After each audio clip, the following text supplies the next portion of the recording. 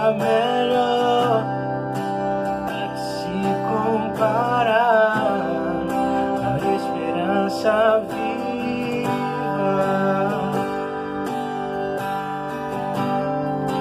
tua presença.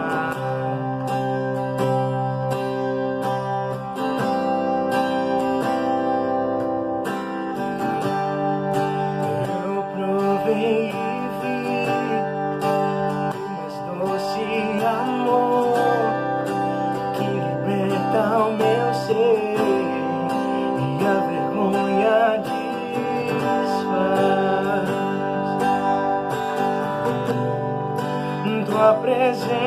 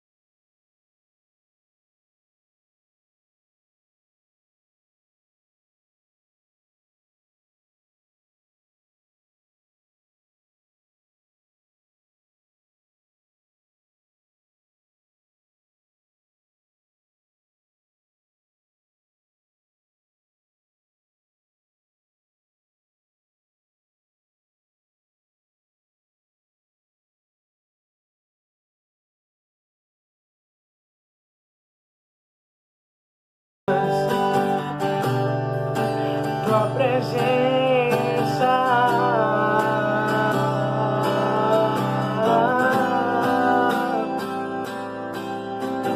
Santo Espírito, és bem-vindo aqui, vem inundar, encher esse lugar. É o desejo do meu coração, sermos inundados com tua glória, Senhor. Santo Espírito, és bem-vindo aqui, vem inundar, encher esse lugar. É o desejo do meu coração, sermos inundados por tua glória, Senhor.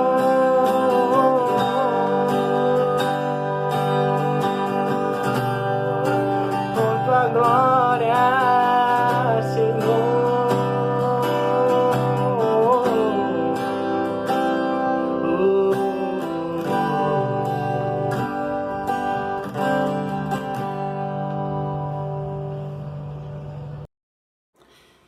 Graças e paz, amados. Hoje, 19 de abril de 2020, vamos à mensagem desse domingo, que o Senhor possa aplicar ao meu e ao seu coração tudo aquilo que vai ser dito, todos os textos que vão ser aplicados, e que a graça de Deus se manifeste na minha vida e na sua vida de forma cada vez mais abundante.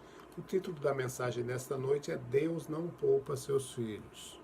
Nós vamos ler Romanos capítulo 8, versículo 32, que está escrito o seguinte: se Deus não poupou seu próprio Filho, antes por todos nós o entregou, porventura não nos dará graciosamente com ele todas as coisas? O apóstolo Paulo aqui, ele está dizendo que Deus nos deu a maior dádiva, que é o seu Filho Jesus, né? E por isso ele não vai nos negar todas as outras dádivas. Mas Nosso propósito nessa noite é, a partir dessa experiência trazida nesse texto, de que o Senhor Jesus vivenciou, né, visualizar também alguns exemplos da palavra de Deus que nos mostram como Deus não poupou a muitos dos seus servos fiéis. Por exemplo, que tipo de tratamento ele deu a Abraão, o homem chamado amigo de Deus, né? Os 20 anos que Jacó passou ali com o tio Labão, e o jovem José, que foi odiado pelos seus irmãos, foi vendido como escravo e foi lançado ali na prisão no Egito. Quanto a Davi, por exemplo, o homem segundo o coração de Deus. Quando a gente lê os Salmos, a gente descobre todo tipo de sofrimento, né? Físico, emocional, espiritual, os quais Davi experimentou. E o apóstolo Paulo, né, em 2 textos que vamos ver nessa noite, de 2 Coríntios, ele vai narrar as provações que passou. E para qual propósito? Para o trono. Né? Ele mesmo disse em Atos capítulo 4, versículo 22, importa entrar no reino através de muitas tribulações. Então vamos ver o primeiro que Deus não poupou, que é o seu próprio filho. Nós da Igreja Batista da Colina estamos muito familiarizados com a vida de Jesus. A gente tem visto, né, nesses últimos anos, em nossos temas, que Jesus se esvaziou de todas as glórias como Deus. Vimos como seu nascimento foi num contexto humilde ali, como filho de um camponês. Está tudo na palavra, né? A sala de parto, por exemplo, em que o Senhor Jesus nasceu, foi numa estrebaria, o berço dele foi uma manjedoura, que era o coxo de madeira ali onde os animais comiam. Os 30 anos de preparação de Jesus para o seu ministério, antes do seu ministério de 3 anos e meio, né, em que ele viveu submisso aos pais, submisso à disciplina da vida familiar com seus irmãos e com suas irmãs que eram pecadores. O trabalho árduo e constante ali na carpintaria, a responsabilidade da família por ele ser o irmão mais velho, assim como também Jesus tolerou a religiosidade dos seus mestres na escola, na sinagoga, porque, obviamente, ele ultrapassava com seu conhecimento vivo de experiência do Pai e da palavra, né? E isso, obviamente, que gerava um sofrimento ao Senhor Jesus. Na vida pública, Jesus sofreu oposição, sofreu o ódio dos líderes religiosos, sofreu ataques na tentação por parte de Satanás e seus demônios, vivenciou e experienciou controvérsias e equívocos por conta da insensibilidade e da oposição por parte do povo judeu, né? Sofreu com a traição de Judas, um dos seus apóstolos, sofreu com a negação de Pedro, outro apóstolo, sofreu o abandono por parte de todos os seus discípulos e depois foi entregue para ser pregado ali no madeiro.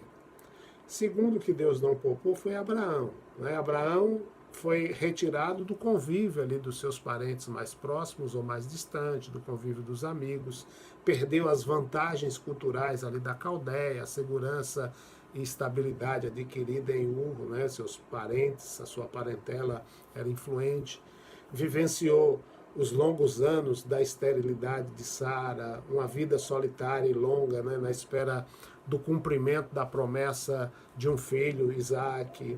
Sofreu a dolorosa expulsão de Ismael, que rasgou o coração dele. Sofreu com a entrega de Isaac para ser sacrificado como holocausto. Então, quando a gente lê todos esses textos, e aí esses textos, eles me trazem a ideia de algumas perguntas. E essas perguntas, eu lembrei de um professor de psicologia comportamental, ateu, que sempre trazia perguntas sobre a Bíblia exatamente para nos instigar, para nos levar a discussões, nos levar a inquirições sobre as contradições que ele via na Bíblia. Ele possivelmente diria aqui com relação a Abraão, como é que um Deus de amor poderia agir de modo tão cruel com um homem que ocupava um lugar tão importante em seu coração e propósito, a ponto de ser chamado amigo de Deus, né? Deus não poupou Jacó. Jacó trabalhou arduamente ali para ganhar Raquel, para descobrir de manhã que com quem ele dormiu não foi Raquel, foi Lia. Né? Depois serviu mais 7 anos para ganhar Raquel, teve o seu salário mudado 10 vezes, durante 20 anos foi explorado pelo seu tio Labão, e seu coração foi partido quando sua esposa Raquel faleceu. Jacó experienciou um golpe terrível, porque supostamente seu filho amado José tinha sido morto por uma fera e isso o prostrou, né? Sofreu outro golpe por ter que enviar Benjamim, o seu filho caçula, para o Egito. Viveu o trauma de uma mudança de onde estava para uma terra desconhecida, e isso já com a idade adulta. Aí meu professor iria perguntar por que um Deus que ama tanto, né, trata de maneira tão severa alguém que ele disse, amei Jacó. Deus não poupou José, né? José ele foi odiado, foi invejado pelos seus irmãos, os quais o lançaram ali num poço escuro durante uma noite inteira. Ele quase foi morto pelos irmãos que decidiram então vender ele como escravo aos midianitas. E os anos de solidão e escravidão que José viveu numa terra estranha foi um período de profunda dor, né? Depois vem a falsa acusação ali da mulher de Potifar, que resultou no aprisionamento dele por vários anos. A palavra do Senhor provou José até chegar o momento do cumprimento dos seus sonhos. Então, o Senhor o colocou depois no trono do Egito. Aí esse meu professor iria dizer, esse é o tipo de tratamento, né, que um jovem fiel, reto e temente ao seu Deus pode receber por parte de um Deus de amor. Deus não poupou Davi, né? O Senhor declarou, Davi, o homem segundo o meu coração. Davi foi desprezado pelo pai, por seus irmãos, caiu nas mãos de Saul, né? E cantava, tocava para acalmar Saul, e Saul lhe lançava lanças. Os irmãos estão lendo aí, ou concluíram o perfil de 3 reis, né? Ele foi caçado como um animal pelo deserto, e a espera pelo trono prometido pelo Senhor foi longa e sofrida, né? Temos conhecimento público daquilo que ele sofreu diante do seu pecado de homicídio e adultério com Batseba. Depois foi expulso de Jerusalém pelo próprio filho Absalão. Meu professor ia dizer, é assim que um Deus de amor trata o homem segundo o seu coração, né? Deus não poupou Paulo. Paulo declarou em 1 Timóteo 1,16 que ele foi estabelecido como modelo para todos os crentes, não só na busca pelo Senhor, mas também nos tratos recebidos pela mão do Senhor. Segundo Coríntios capítulo 11, versículos 23 a 28, o apóstolo Paulo nos diz que trabalhou muito mais do que os outros, foi aprisionado muitas vezes, recebeu açoites sem medida, esteve em perigo de morte várias vezes, foi chicoteado 5 vezes, em cada uma delas recebeu 39 chibatadas, e por aí vai, né? Então, ele também, no capítulo 6 de 2 Coríntios, versículos de 4 a 10, ele continua. Em muita perseverança, aflições, necessidades, em angústias, em açoites, prisões, trabalhos, vigílias, jejuns. Então, ele sofreu em todo o tempo, tá? Perseguições. Você vai ler o texto e você vai ver as dificuldades às quais o apóstolo Paulo experienciou. É um registro incrível de sofrimento na vida do grande apóstolo. E quando ele alcança a idade espiritual madura, né, qual era o anseio dele? Conhecê-lo plenamente e o poder de sua ressurreição, participando da comunhão dos seus sofrimentos, sendo conforme ele em sua morte. Filipenses 3,10. Então aqui está um servo que alcançou em sua vida e em seu ministério a conformidade com a estatura de Cristo. E ao mesmo tempo levou em seu corpo o morrer de Jesus, pois ele estava constantemente sendo entregue à morte por amor de Jesus. Então, como conciliar, né, a sua conquista espiritual com humilhação, com dor, com fome, chicotada, naufrágio, fraquezas, morte e violência? Meu professor, ele diria, isso demonstra o amor cuidadoso do pai por seu filho amado, né, servo fiel. É essa recompensa justa para Deus dar a um homem que o serviu com total fidelidade, devoção e sacrifício? Então, como é que a gente entende e explica essas contradições? Obviamente que meu professor ele não enxerga a palavra como nós enxergamos. Eu entendo que você enxerga na dimensão do Espírito Santo. Meu professor, ele vê com a lente natural, nós enxergamos com a lente do Espírito Santo. Então, vejamos novamente a vida de Abraão comparada com a vida de Ló, a vida de José comparada com a vida de Esaú, de Jacó comparada com a vida de Esaú. A gente vai perceber que se a gente colocar lado a lado cada um, né, a resposta que nós precisamos vai estar diante dos nossos olhos. Qual é o valor e a utilidade de cada uma dessas pessoas nas mãos de Deus? Essa é a resposta. A razão pela qual Deus não nos poupa da adversidade é exatamente por isso. Se a gente colocar José ao lado dos seus irmãos, José sofreu muito e não foi poupado. Ele provou a disciplina interior que seus irmãos não conheceram, e no final eles foram levados para a bênção, para a prosperidade, para a riqueza e a abundância, simplesmente por quê? Porque José, aquele que sofreu, que foi moído, foi quem se assentou no trono do Egito. Então, da mesma forma, Deus propôs para o seu Filho, o Senhor Jesus, o trono do universo. Essa é a explicação para o caminho do sofrimento e da disciplina. Jesus, ele não foi poupado e o Pai não procurou livrar Jesus. Para quê? Para que ele fosse preparado, para que Jesus fosse qualificado para aquela posição elevada. E aí, primeiro, ele se esvaziou, se humilhou até a morte de cruz. Depois, Deus o exalta soberanamente. Por quê? Por ter sofrido e morrido, né? Ele foi coroado com honra e glória. Ele aprendeu a obediência pelas coisas que padeceu. O apóstolo Paulo viu que para ele e para todos nós cristãos só há um caminho para que a gente seja preparado, equipado, ajustado interiormente para as responsabilidades de compartilhar o trono de Cristo. E por isso ele se dispôs a pagar o preço, né, sofrendo e preenchendo em seu corpo o que faltava das aflições de Cristo por causa da igreja. A minha oração e a sua oração deve ser como a do apóstolo Paulo, no mesmo molde da irmã Juliana de Noruíque. Os irmãos lembram? Há 2 semanas atrás nós pregamos sobre ela, né? Então é importante que a gente entenda. Amados, se Jesus, que é o pioneiro da nossa salvação, ele precisou sofrer a fim de ser aperfeiçoado e amadurecido, o único caminho para mim e para você, os muitos filhos, descrito lá em Hebreus 2:10, é alcançar o mesmo grau de glória.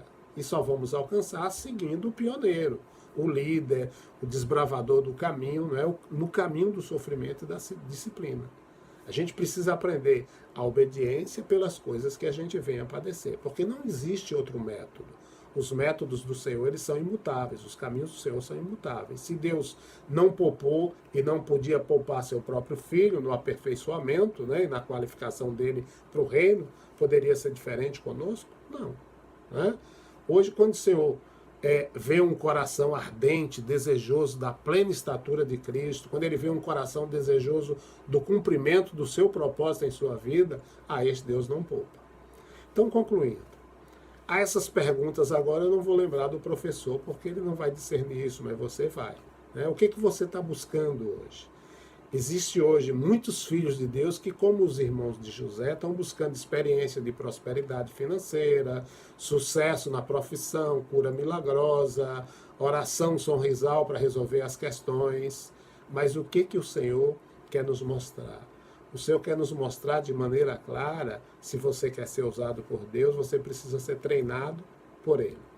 Então a gente precisa entender isso. Somente os filhos de Deus treinados, crescidos, amadurecidos é que vão ser usados. Então, que eu e você desejemos ser treinados e usados pelo Senhor, porque somos aqueles que vamos participar, né, daquele reino de Cristo no milênio. Então Deus não pode nos poupar. Ele precisa ser o Deus que não poupa seus filhos, não poupa a mim e a você, para nos usar para louvor da glória dele. Amém? Que o Senhor aplique a sua palavra ao meu e ao seu coração.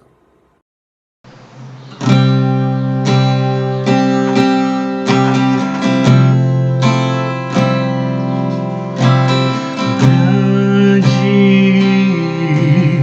é o Senhor e não digno de louvor. Na cidade do nosso Deus, seu santo monte, alegria de toda a terra.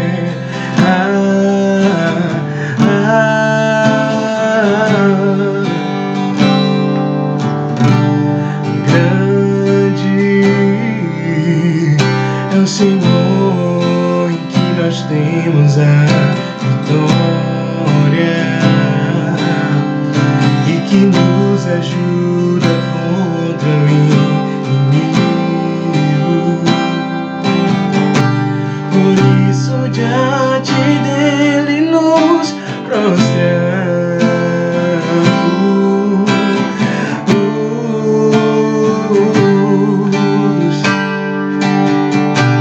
Queremos o teu nome engrandecer e agradecer-te por tua obra em nossas vidas. Confiamos em teu infinito amor. Santo és o Deus eterno sobre toda a terra e céus.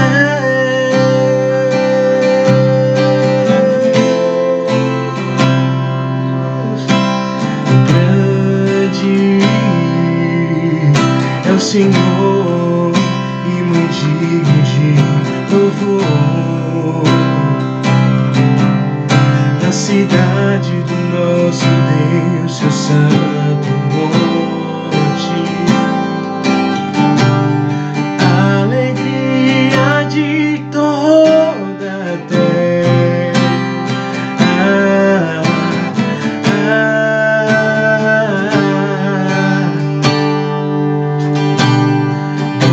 Grande é o Senhor em que nós temos a vitória e que nos ajuda contra o inimigo. Por isso diante dele nos prostramos e adoramos.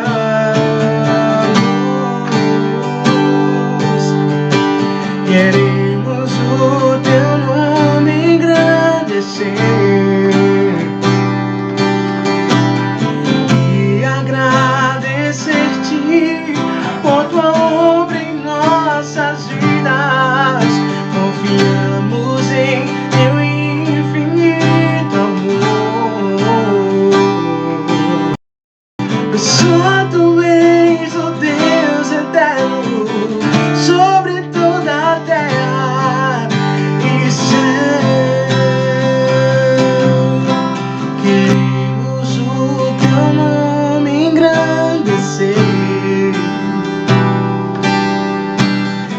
e agradecer-te por tua obra em nossas vidas. Confiamos em teu infinito amor. Só tu és o Deus eterno sobre toda a terra e céu.